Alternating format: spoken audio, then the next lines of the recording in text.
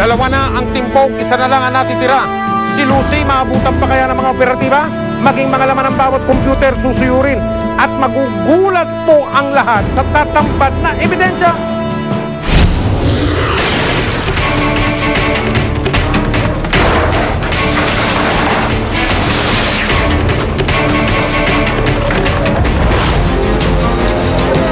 Sa bahay ng ikatatlong target na si Lucy, nabigla ang lahat sa aming pagdating.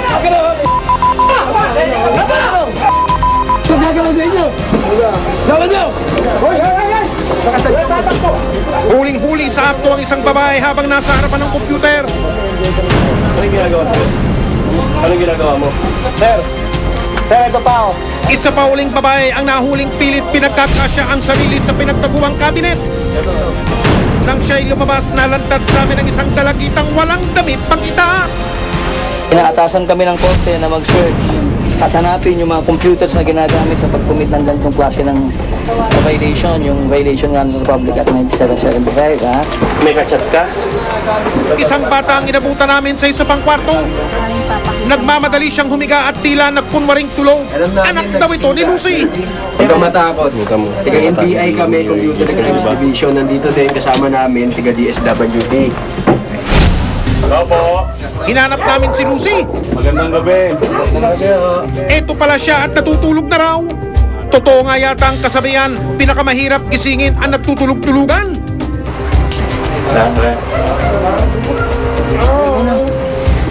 Magandang gabi po. Kasi isa na po kayo sa abala, no? Opo. Meron ho kasing kaming search warrant doon sa lugar nyo, doon sa kabila. Lasing po ako. Di ba okay lang po? Okay lang naman. Nangatwiran pa siya kung bakit siya napunta sa ganitong klaseng gawain. Magkano naman ako kinikita ng mga bata? Magkano naman ako napupunta sa inyo? Pero So $1 half lang kami. Wala naman bata, sila lang naman eh. Wala naman akong bata eh. Pero wala kayong pwedeng ikatwiran o dahilan para lapastanganin ang mga batang walang muwang.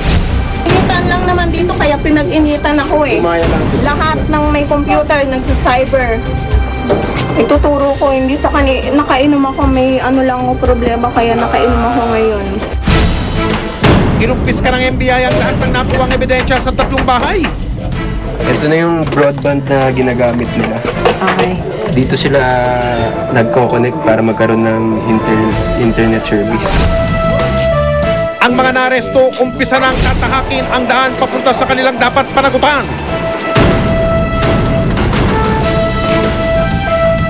Ang mga nasagip na bata naman, humakbang na patungo sa kanilang kalayaan.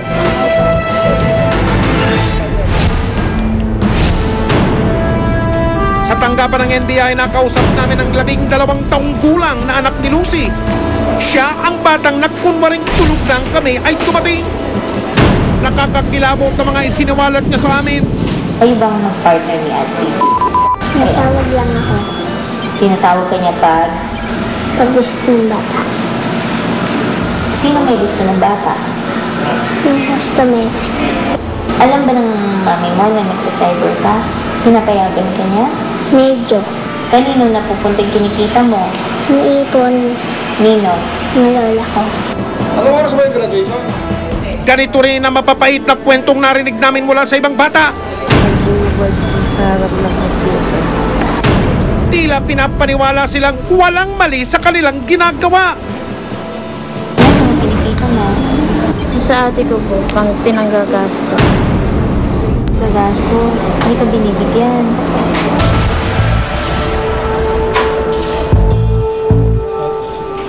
Ayon sa NBI, dolyar ang ibinabayad ng banyagang kliyente para makapasok sa isang porn site sa internet.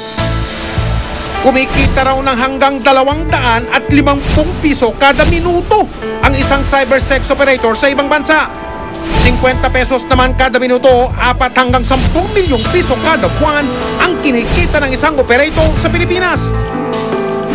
12 hanggang 25 piso naman kada minuto ang di umano'y sweldo ng isang tinuguriang cyber kid.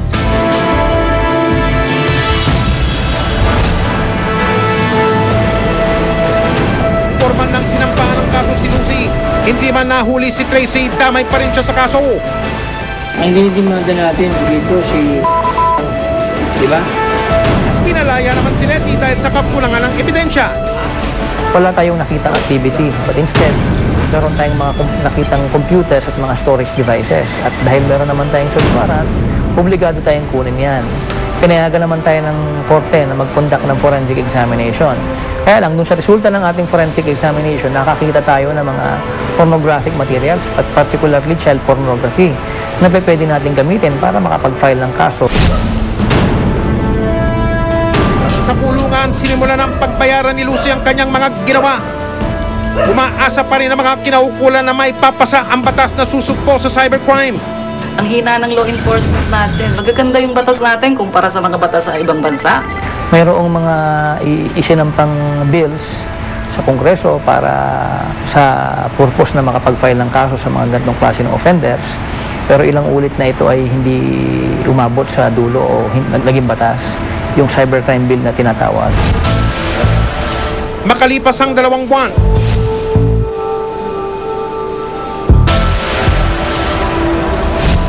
pinahintulutan na ng husgado na ang mga nakumpiskang computer ay isailalim sa forensic examination o ang pagsusuri ng nilalaman nito.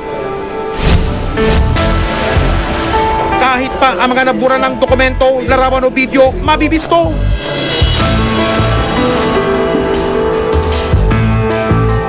Unang tumambad sa amin ang nilalaman ng computer ni Leti. Sandamakmak ang mga hubad na larawan ng iba't ibang bata.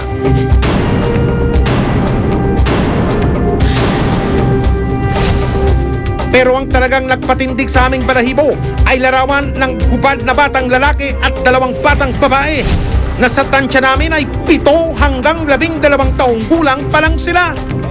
Base sa kanilang posisyon sa larawan, mukha silang nagtatalik.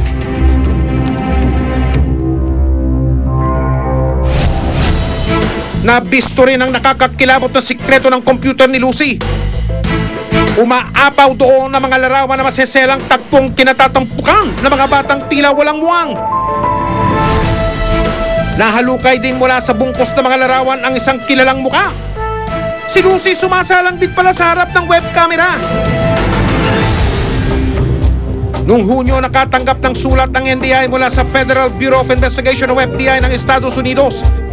Minahuli silang customer doon sa Amerika. At nung chinek-check nga dito, according to Agent Panon Malyari, lumabas dun sa ISP check ng FBI itong si Patunay raw ito na kasali talaga si Lucy sa illegal na gawain. Base sa talaan ng DSWD, tumataas ang bilang ng mga batang nasasagip nila mula sa cyber pornography. Kinamusta namin ang kalagayan ng mga nasagip na bata.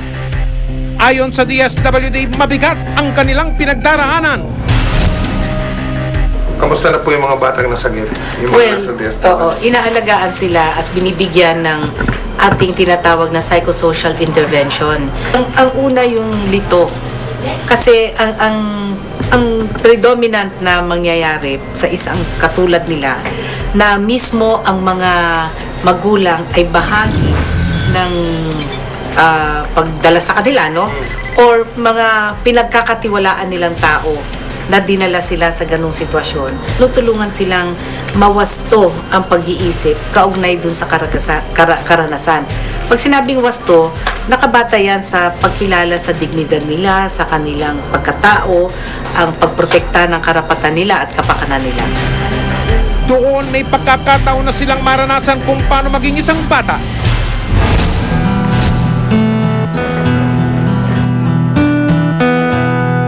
Malaya na silang makapaglalaro.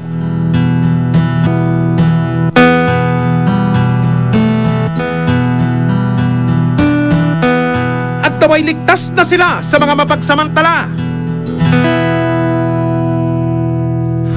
Mga kapuso, hindi po madaling gawin ang ganitong uri ng investigasyon. Mabuti na lang po't nandiyan kayo, kaantabay, kasama, kapuso sa aming 10 taon.